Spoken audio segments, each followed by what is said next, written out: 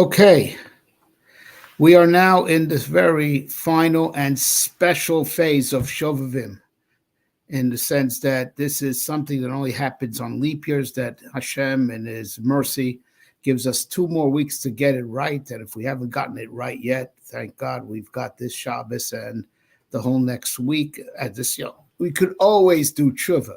That's not a problem. You could always do tshuva, but not always is tshuva so easy to do and so easily accepted. And that's what's so special about this time. And we have to take full advantage, because Am Yisrael is, the whole world's falling apart, but Am Yisrael and Eretz Yisrael, Jews are dying every single day. And there's no end in sight. Hashem has to, and Hashem is waiting for us to do tshuva. Okay, so we really have to get this right, and we have to take full advantage of Truma Tetzaveh that we only have in a leap year. So now let's recap and understand what's special about the Parshiot of Truma and Tetzaveh, and that we only have the advantage of Shovavim that become Shovavim Tat in a leap year.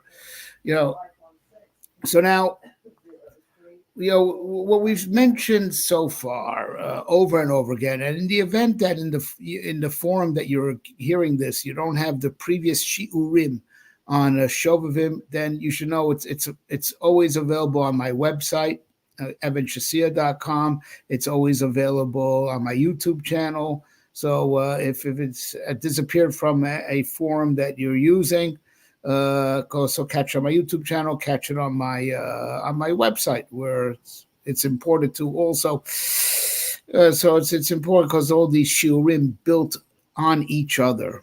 Okay, so as we've mentioned in previous shiurim, right, the Indian of the Brit is to bring kedusha into this world, and for the purpose of also making more Jews only that are also antennas to bring kedusha into the world.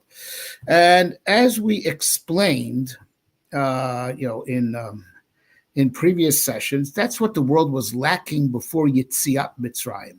The Avot, they believed in God, and that's why Hashem says, "I appeared to them b'kel shakai," even though they knew the name Yud Kei Vav Kei, they knew that name, but Hashem didn't reveal that name. Kel shakai is Shamar Modai, keeps the world the way it is. So the others were very religious people, and they had Nevuah, but Hashem didn't reveal Himself, right? So they were preaching, you should know there's really a God, and that God is really here. You just can't see Him. You see, who was the biggest tzaddik before Avraham Avinu? Melchizedek, who was Shem ben Noach, and he was Melech Shalem, the king of what is now Yerushalayim. Vu Kohen lekel elyon, he was the priest of the God on high. So even the tzaddikim that believed in God before Avraham Avinu, they believed, but God is on high. There is a God. He's all the way up in heaven. And Avraham Avinu is teaching, no, Hashem is on earth also. You just don't see Him. Right, but and that's what changes the Yetzirah, that everything that the others believed in now becomes visible. Hashem says to power, I'm going to, even though you're broken, I'm going to still harden your heart to do even more miracles. Leman saper shmi b'kol haaretz, and my name should be spoken to throughout the world. Right, so that's Yetziat Mitzrayim. Hashem wants to reveal Himself within the world, do open miracles within the world, and then it gets cranked up another level. Hashem's Torah, which is his most prized thing. The first thing that He created was His Torah. The angels want the Torah. Hashem puts His Torah on earth for us to see and learn. See the Torah Shebechtav, hear the Torah Sheba'al Peh. Right? So Hashem puts His Torah on earth, and His Torah is even bigger than all His miracles. His Torah is the holiest thing. It's the one thing closest to God. It's God's wisdom. It's God's will. And He puts that on earth with Matan Torah. And generally, that's how Shovavim ends. It ends with Yisro Mishpatim. Those two parshiot talk about Matan Torah. Yisro, obviously, and Mishpatim recaps Matan Torah at the very end. The famous Koasher Diber Hashem Naaseh v'Nishma is in Parshas Mishpatim, not in Parshas Yisro. Right, Matan Torah takes up 2 parshiot. Why did we need 2? Is another discussion. Not for now. Okay. But that's so now we have the Torah on earth, and anyone who's privileged to learn Torah knows this is amazing. There's a viral video going on, I'm sure you've seen, about some woman in the Knesset saying, a secular woman who grew up secular, I mean, saying, we were robbed. The Torah is so rich. The Torah is so deep. There's nothing that compares to Torah. Of course, because Torah is it's from Hashem. It's Hashem's wisdom. It's not earthly wisdom. Right, but so we have the Torah on earth, and this the Ramchal says that as bad as things get, we'll never reach a regression point, chas v'shalom, that the Torah will be repossessed. Hashem said, "I'm taking back my Torah," or that we should ever reach, the world should ever regress pre Yitziat Mitzrayim. Before Yitziat Mitzrayim, Paro says, "I don't know who Hashem is. I don't know who you're talking about." Now the whole world has heard of Hashem. And that was a result of Yitzias Mitzrayim. Hashem put his name on earth permanently. And that's why we celebrate Pesach, even 3,000 years later. Okay, so now, it seems that's baseline. And that's the tikkun that we have every year when we read these parshiot. So we are reliving, Kedusha coming into the world. And that Kedusha Kadrol is the Brit, right? It's the pillar that holds up creation. It's the Brit in the sense that Hashem promised to sustain the world if Am Yisrael receives the Torah. If there's going to be an Am Yisrael and if they will receive the Torah. So Am Yisrael is born with Yitziat Mitzrayim and Am Yisrael receives the Torah, and that gives the world its right to exist. It's the pillar to uphold the world. It's the Brit of the cosmic Brit, and the Brit in the individual is the same thing. Put Kedusha, from the head and heart. It should come all the way down and make fruit. Make fruit is, make other Jews that you have to, father has to also give his son a Brit Milah, and the father has to teach his son Torah, and it increases the Torah in the world. With the Brit, we fight the Yetzer Hara. We fight the Yetzer Hara over there. That's the main battlefield. Why did we get the Torah and not the angels? What did Moshe argue? You guys have no Yetzer Hara. What do you guys need a Torah for? Yeah, it's not going to, or it's more like the Torah would be wasted on you, like we explained.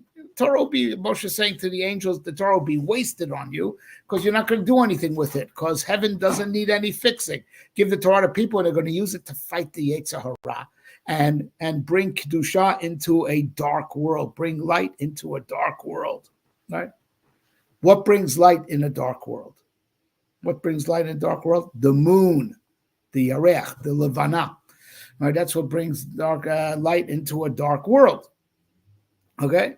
So now that's why by no coincidence, the very first mitzvah we got at the time Yitzhak was Kiddush HaChodesh, right? Sanctify the new moon. Am Yisrael is compared to the moon. The moon represents the Shekhinah in the world. The Shekhinah comes to light up the world, bring some Kedusha and light up the darkest world, like the moon lights up the night. And, but now the moon is not as successful as lighting up the world like the sun is. That's going to be in the future. Right? So the moon was shrunk by Hashem. The moon was shrunk. So now, and that causes, that's why Kedusha is not as strong. Kedusha does not light up the world the way the sun, which does not represent Kedusha. The Goyim count by the sun. We count by the moon. Right, and we explained this. So now the moon is mitigated. Now, just like the moon is mitigated in size, it's also its cycle is shorter.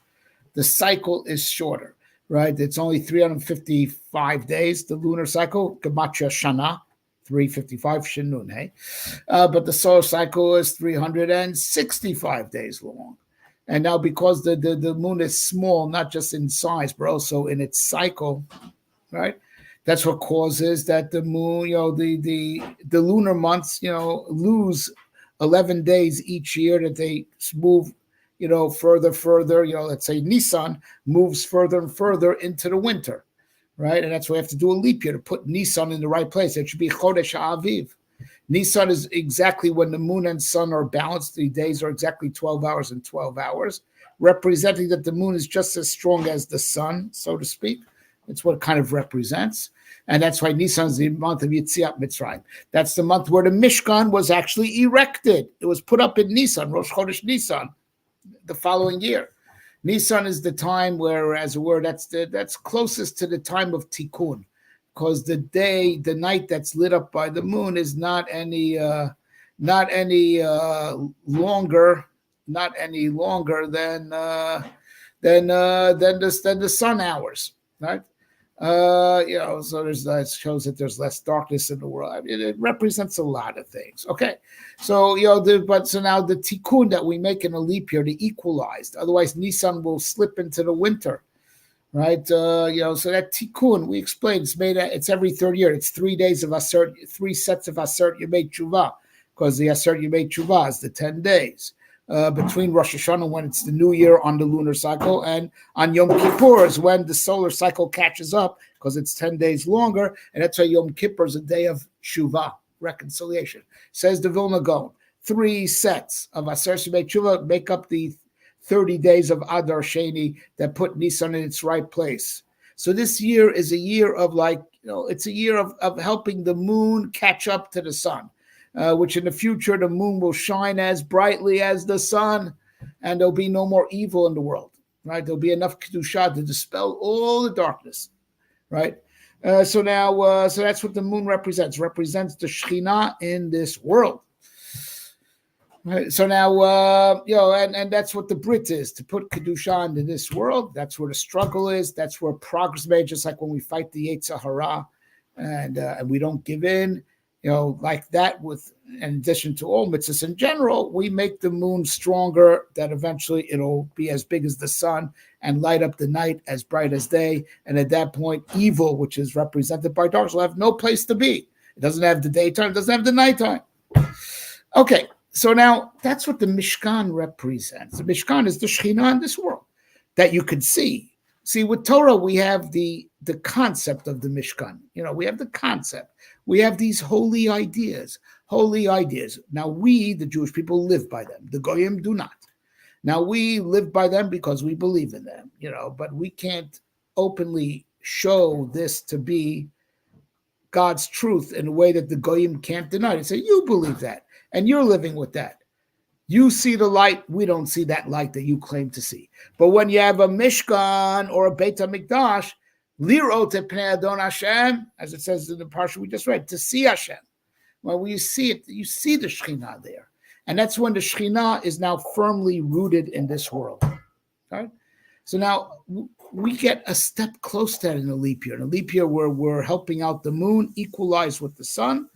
Right? So with that also, we're getting a little taste of the Mishkan, because the Mishkan is in 2 parts, Truma Tetzaveh and Vayakol Pekudei.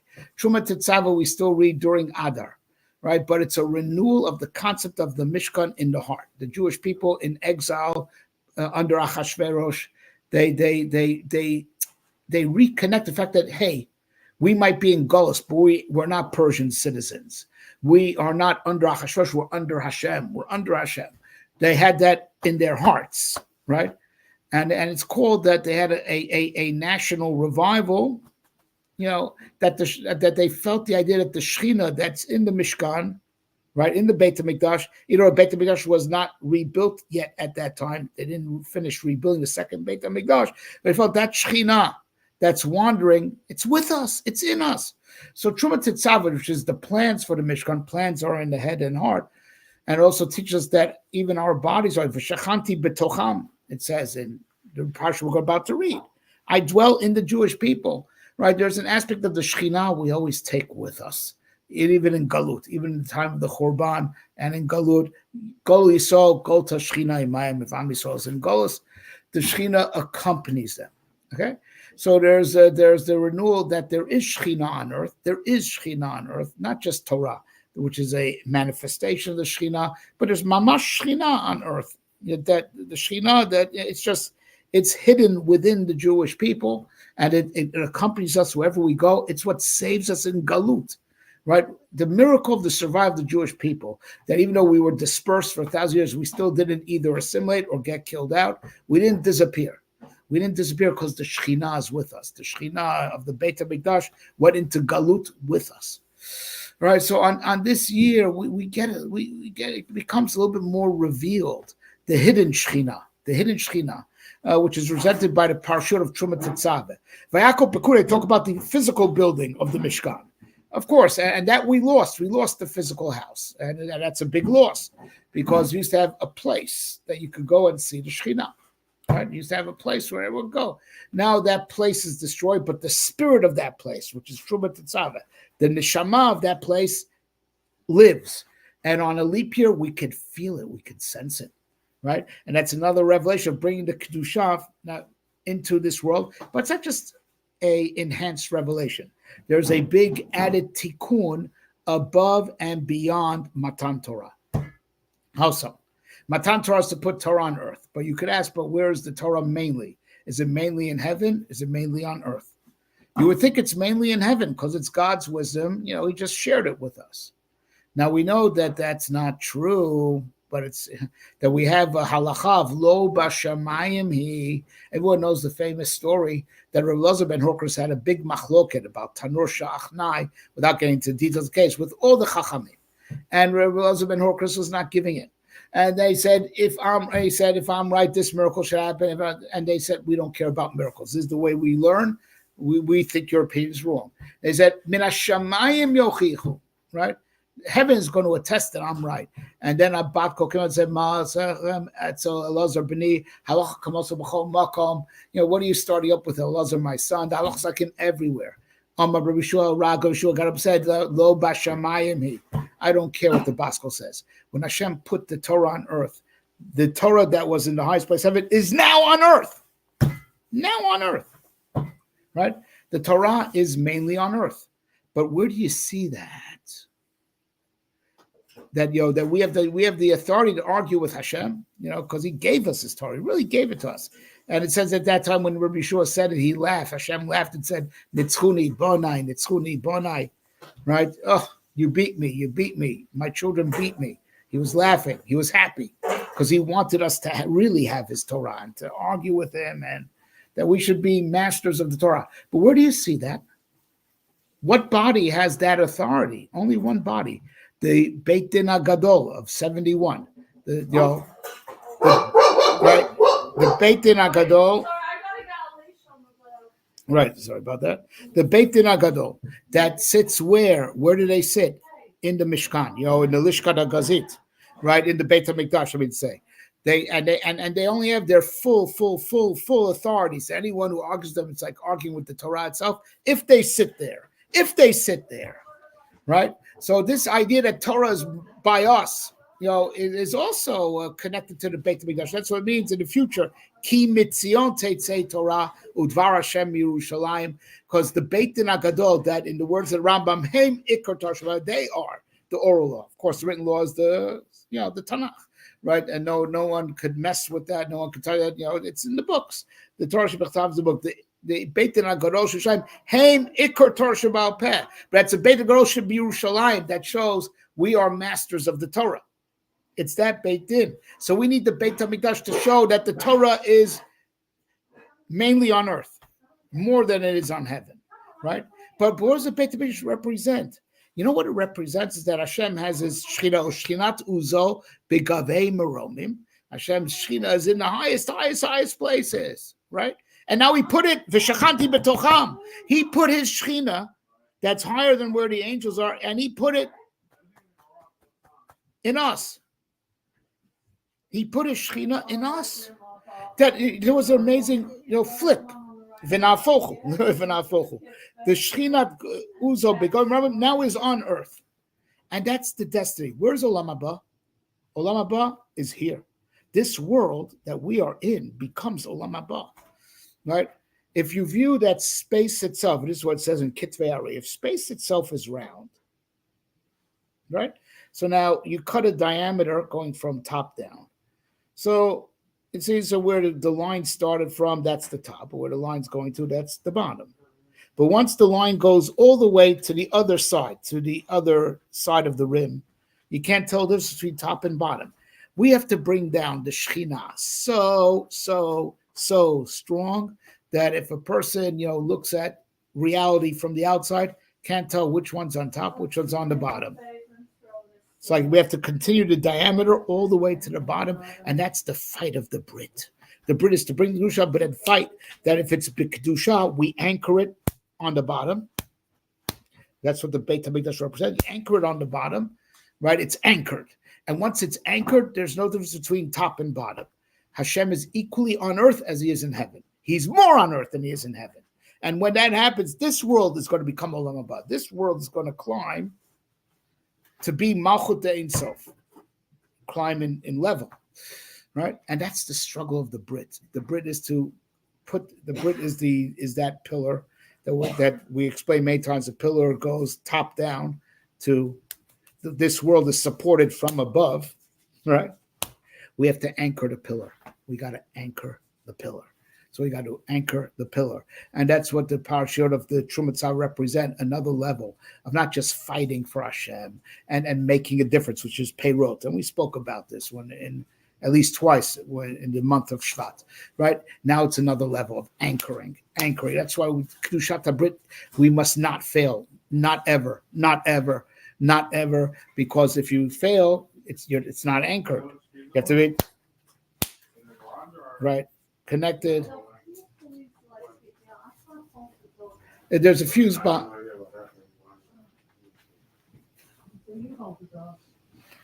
Right, we have to keep sorry, it's distracted. Right, that's it. That's the problem. Distraction.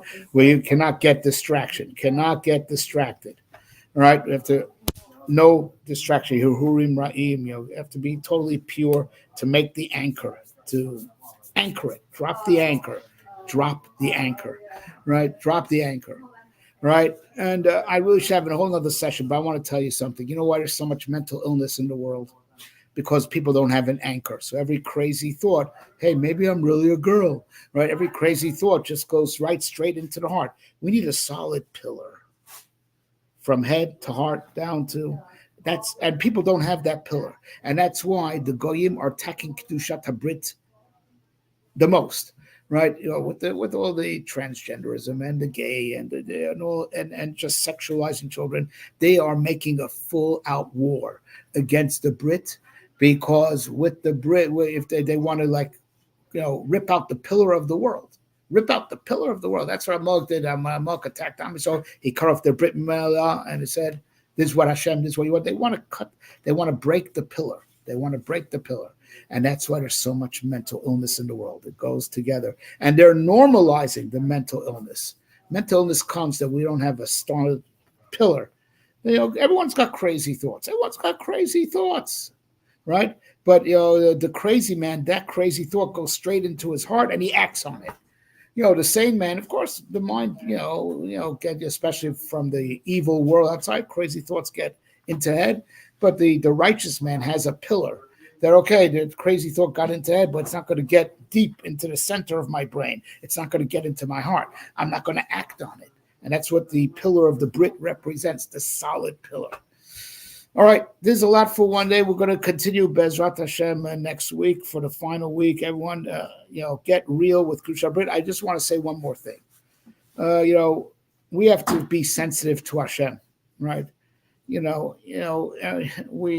is not happy, and Hashem cries every night, by the Mishmarot that he has no Beit HaMikdash. This is what we're reading now about Truma Tetzaveh, rebuilding Beit HaMikdash. Hashem is not happy that there's no Beit HaMikdash on earth. And we're just not getting the message. We're just not getting it. We have to start seeing things from his eyes, right? And there's another matter. I started doing Tikkun Chatzot, Bli Neder, Bli Shvua. I want to urge everyone to do the same. And I'm going to release a few videos and audios on the end of Tikkun Chatzot. I would like to start popularizing that. And it goes very much together with Kedushat HaBrit that we're talking about. But this is enough for today. Review this session, and we will continue next week. Be'ezrat Hashem. Have a good Shabbos.